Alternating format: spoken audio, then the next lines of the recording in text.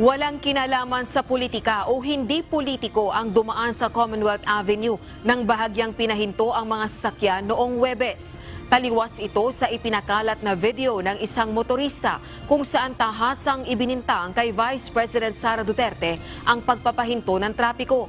Sa pahayag na inilabas ni QCPD Director Police Brigadier General Red Maranan, sinabi nito na mahalaga ang traffic management sa pagsisecure ng mga pulis, hindi lamang sa mga VIP, government officials, kundi pati na rin sa mga state guests at diplomats. Sinabi pa ni General Maranan na importante ang ginagawang security measures ng mga pulis sa mga nabanggit na personalidad at hindi dapat haluan ng politika.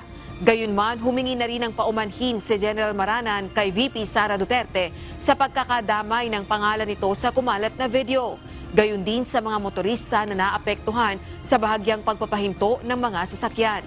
Tiniyak din ng general sa publiko ang pagiging transparent at profesional ng QCPD sa lahat ng kanilang operasyon.